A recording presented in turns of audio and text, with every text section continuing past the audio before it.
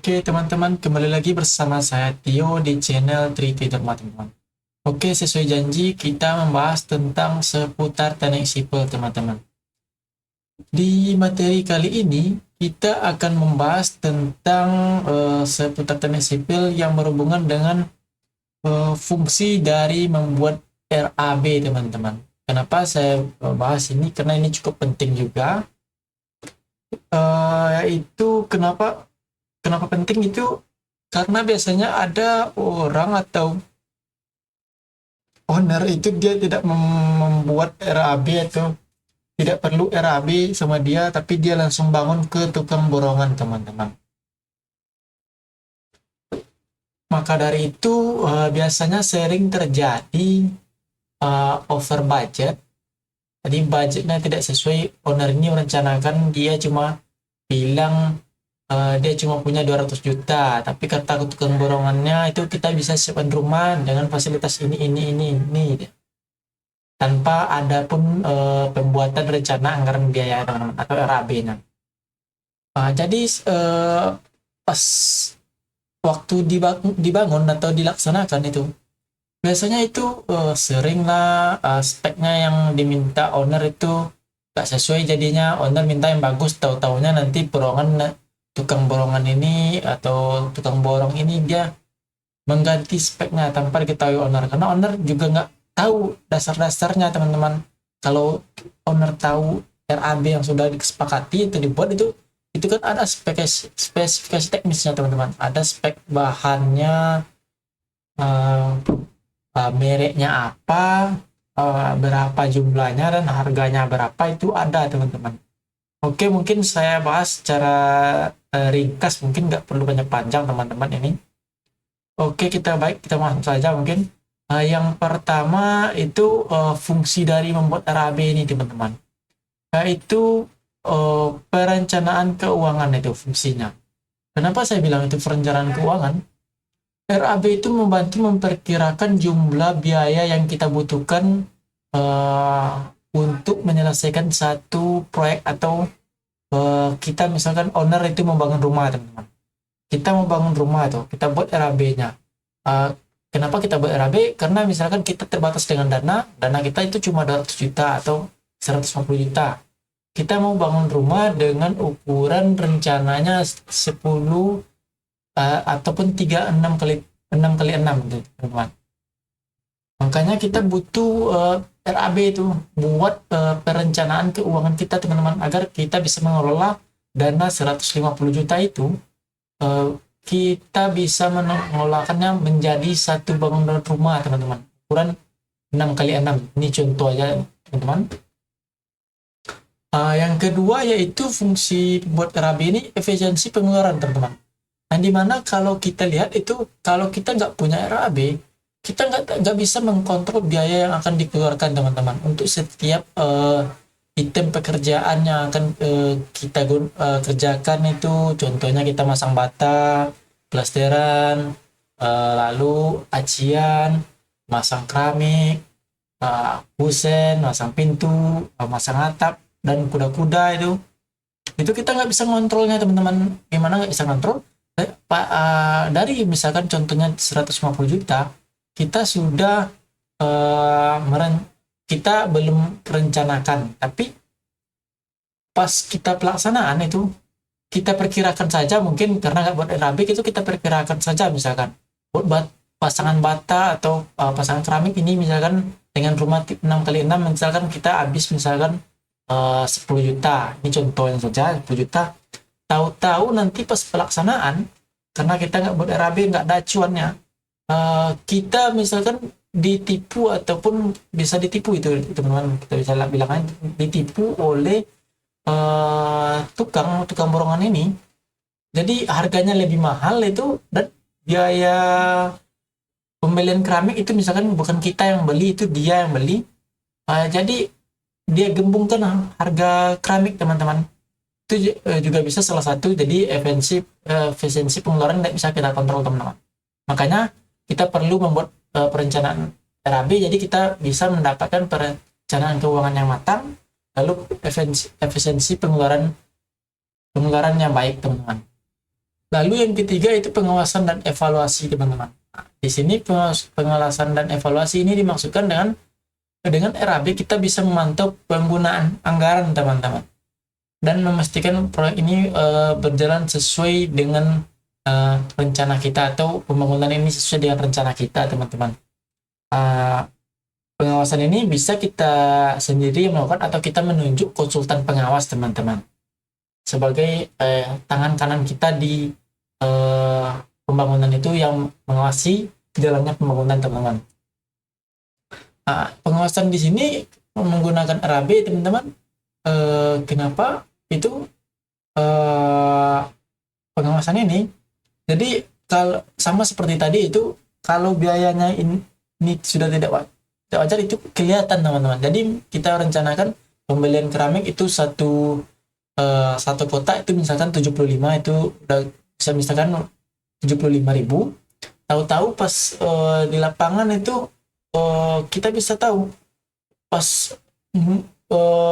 harganya lebih mahal itu yang akan kita beli rupanya, teman-teman. Jadi kita bisa mengalihkan, kita evaluasi anggaran kita ini, kita alihkan ke keramik yang dengan seharga segitu, kualitasnya bagus atau enggak, nanti kita bisa carikan yang sebanding, walaupun enggak terlalu bagus, tapi yang penting sebanding harganya, teman-teman.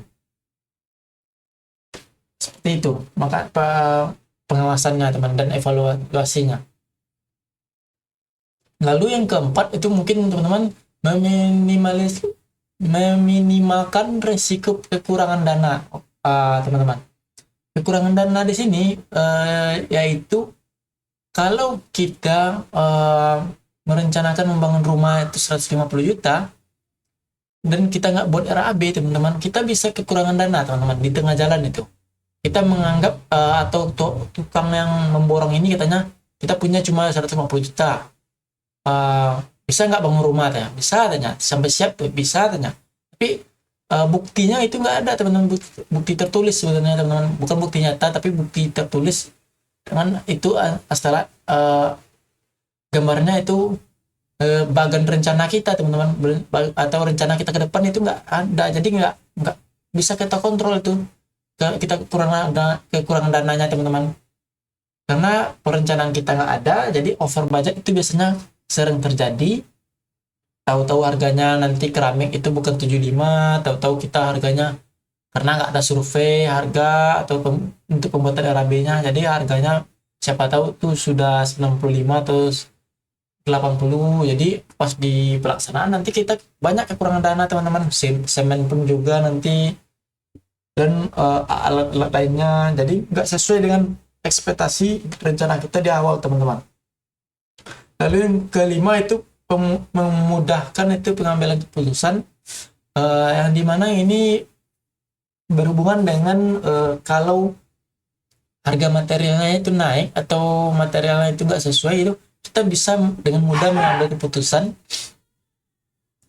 yang dimana kita bisa mengalihkannya merek atau spek ini dengan kesepakatan bersama. Nantinya kita bisa mengalihkan mereknya itu, teman-teman, agar dana yang kita rencanakan ini tetap sesuai buat pembangunan yang sudah kita rencanakan, teman-teman. Jadi kita nggak perlu nanti over budget, ataupun nanti kalau kita yang over budget dari 150 juta itu berdasarkan dari kesepakatan kita, teman-teman. Makanya di sini RAB fungsinya sangat krusial, itu sangat penting, teman-teman.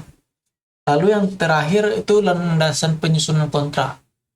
Kalau ini mungkin kalau kita owner pribadi ataupun owner rumah-rumah sederhana, bangunan rumah-rumah satu tingkat ataupun rumah tipe biasa, teman-teman, bukan tipe elit, kita mungkin nggak terlalu perlu ini buat yang keenam ini pembahasannya, landasan penyusunan kontrak, teman-teman. Tapi jika kita mau bangun rumah lantai 1 itu tipe elit, teman-teman, mungkin kita bagusnya pakai bisa kita bilang masukkan landasan penyusunan kontrak, karena nanti biaya kalau rumah tipe elit dengan tipe biasa itu biasanya emang berbeda, teman-teman. Jadi kita buat dengan kontrak agar terikat, dan agar pihak kontraktor ataupun pihak lainnya nggak bisa macam-macam, karena kita sudah ada perjanjian tertulis, teman-teman. Lalu untuk kelemahan, teman-teman, jika tidak membuat RAB itu Sama kebalikan yang tadi teman-teman. Yang pertama itu pengeluaran kita tidak terkontrol, tanpa RAB berpotensi menjadi tidak terkendali sehingga over budget teman-teman, dan pemborosan biaya teman-teman. Lalu kekurangan dana di tengah proyek atau di tengah pembangunan teman-teman. Kita rencananya anggarkan 150 juta, tapi karena kita nggak punya RAB, nggak ada perencanaan yang matang atau perencanaan pembuatan RAB-nya itu. Kita di tengah jalan itu, padahal kita cuma menyiapkan itu bangunan, rencana pembangunan rumah ini 150 juta anggaran kita cuma, atau dana kita mentok segitu. Tahu-tahu di tengah jalan kita kehabisan dana teman-teman, karena kita nggak ada pembuat terapi, jadi nggak ada acuan kita itu. Tadi di tengah jalan ini, rumah baru kita bangun itu, atapnya belum ada, kuda-kudanya belum ada, tahu-taunya cuma dinding, sampai dinding kita cuma teman-teman, dan kuzan itu. Ataupun kita sampai ke dengan kuda-kuda dan atap, tapi rumah kita belum plesteran dan belum pasang pintu teman-teman. Itu bisa jadi juga teman-teman. Lalu yang ketiga itu mengidentifikasi prioritas. Mengidentifikasi prioritas ini sangat penting juga, karena fungsinya teman-teman jika kita membuat RAB. Tapi kalau kita tidak buat itu, kita tidak buat RAB itu, kita kesulitan mengidentifikasi prioritas teman-teman. Misalkan contohnya teman-teman, kita membangun rumah itu 150 juta itu, rencana sudah siap sampai dengan kita cuma terima kunci saja lagi teman-teman.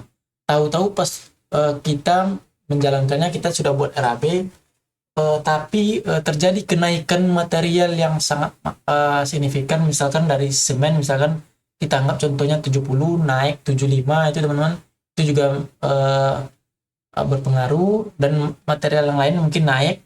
Jadi kita harus mengidentifikasi ini teman-teman. Contohnya, bisa nggak kita alihkan pembangunan, perencanaan penggunaan semennya. Contohnya, misalkan semen ini kita menggunakan semen Padang teman-teman.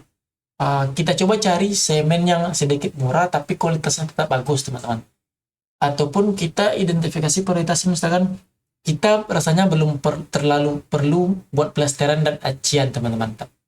Dana itu bisa kita putarkan misalkan untuk membuat, membelikan pintu dan kuzannya dan jendelanya teman-teman. Seperti itu teman-teman. Identifikasi kesulitan prioritasnya teman-teman. Lalu kita tidak ada acuan untuk evaluasi teman-teman. Itu benar juga, nggak ada evaluasinya. Kalau misalkan evaluasi ini, misalkan rencana kita kesepakatan dengan tukang itu 2 bulan itu bangunan rumah selesai. Tahu-tahu kita sudah 2 bulan itu sudah sampai juga, 3 bulan belum selesai juga. Kita nggak ada acuan evaluasi teman-teman, karena kita nggak ada RAB-nya. Karena di RAB itu kita bisa lihat, mengontrol dan melihat tuh berapa jumlah harinya itu teman-teman. Dengan lanjutannya itu kita membuatnya teman-teman, membuat schedule biasanya langsung kalau kita buat RAB itu. Tapi juga nggak perlu juga kita buat schedule, itu kita bisa merencanakannya sendiri dengan pembuatan RAB itu. Bisa langsung kita buat itu berapa jumlah tukang yang diperlukan, harinya berapa kalau kita masukkan tukang sedikit. Kita contohnya bangun rumah ini 2 bulan, tukangnya itu biasanya bagusnya itu 6 atau 3 atau 4 misalkan.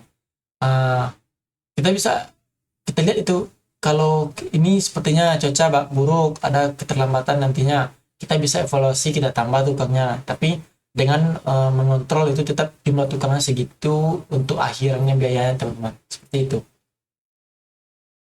Lalu kelemahan yang berikutnya yaitu mengurangi kepercayaan pihak lain. Ini berhubungan mungkin dengan kalau kita kontraktor ataupun konsultan dengan proyek besar teman-teman. Kalau kita nggak ada RAB ini teman-teman, ini nggak terlalu perlu. Kalau kita rumah bos owner bangun rumah sederhana atau biasa aja teman-teman, tanpa perjanjian, itu nggak salah itu. Nggak terlalu perlu kita bahas ini. Berpotensi over budget ini selalu teman-teman, kalau kita nggak buat RAB itu pasti selalu kita over budget teman-teman. Oke teman-teman, mungkin segitu untuk pembahasan fungsi dari pembuatan RAB dan tidak membuat RAB teman-teman. Gambarnya seperti ini teman-teman. Di sini yang sebelah sini owner dan tukang borongan itu gambaran kita nggak buat RAB teman-teman. Biasanya tukang borongan ini jarang yang buat RAB teman-teman. Dia cuma bilang kita mau bangun rumah dengan dana segini, bisa nggak, kita tanyakan. Bisa. Terus kita tanya gimana rincian pembuatannya. Dia nggak akan jawab itu. Dia akan jawab bisa aja teman-teman. Karena jarang tukang yang mau buat RAB teman-teman. Karena dia tukangnya biasanya itu dia mau main cepat, mau main untung. Jadi dia sengaja nggak buat RAB nantinya. Jadi dia bisa memainkan nanti harga material, harga bahan. Kalau borongannya seperti itu, borongannya dia itu lengkap, upah dan bahan teman-teman. Nah, jadi dia bisa memainkannya teman-teman. Makanya dia nggak akan buat RAB ataupun jarang teman-teman. Tapi tetap ada salah, dari sekian banyak tukang borongan itu pasti ada juga salah satu yang buat RAB-nya teman-teman. Jika kita buat RAB teman-teman, gambarnya seperti ini teman-teman. Kita owner nih. Kita nanti garis hubungnya ada nanti kontraktor ini pelaksana, misalkan orang yang akan memborong, lalu konsultan perencana atau konsultan pengawas itu, konsultan perencana itu yang akan membuat RAB teman-teman, dan konsultan pengawas itu yang akan mengawasi di lapangan. Ataupun kita nggak pakai konsultan pengawas, tapi kita pakai konsultan perencana untuk membuat RAB perencanaan bangun rumahnya seperti apa kita buat. Misalkan kita mau rumahnya tipe ini, ukurannya segini kalau dapat. Jadi konsultan perencana ini akan merencanakannya, dan kita mendapatkan nanti gambar dan RAB nanti teman-teman, dan spesifikasi teknis dari material yang akan digunakan dalam pembangunan rumah tersebut. Dan kita, kontraktor yang akan melaksanakan. Konsultan pengawas kita bisa ada, bisa enggak ya teman-teman. Kalaupun nggak ada, kita bisa meminta salah satu family atau keluarga kita yang agar kita lebih hemat budget, itu kita nggak perlu sewa konsultan pengawas. Kita bisa sana atau family kita yang mungkin yang bisa kita percaya sebagai mengawasi di lapangan teman-teman, pelaksanaan kontraktor ini. Tapi ini berlaku untuk pembangunan rumah pribadi teman-teman. Kalau rumah yang kalau rumah dengan perjanjian kerja itu biasanya jarang itu kita pakai yang family kita. Biasanya kita pakai konsultan pengawas langsung, itu yang lebih profesional teman-teman. Karena segala sesuatu yang tidak dikerjakan oleh ahlinya itu teman-teman, tunggulah kehancuran teman-teman. Oke. Teman-teman, mungkin sekian dulu pembahasan kita tentang seputar teknik sipil teman-teman. Jika ada kata-kata saya yang salah itu saya mohon maaf. Jika ada kata-kata yang benar itu mungkin datangnya bukan dari saya teman-teman, datangnya dari Allah. Mungkin sekian saja pembahasan kita tentang seputar teknik sipil pada kali ini teman-teman. Dan jangan lupa nantikan konten hari Selasa itu tentang aplikasi Tekla Struktur teman-teman. Dan kalau yang tiap hari itu mungkin hobi saya. Baik, saya tutup mungkin teman-teman. Saya tutup dengan jangan sembarangan memilih tukang borongan teman-teman. Kita harus pelajari terlebih dahulu acuan untuk melaksanakan pembangunan rumah. Oke, saya Tio pamit undur diri. Bye-bye.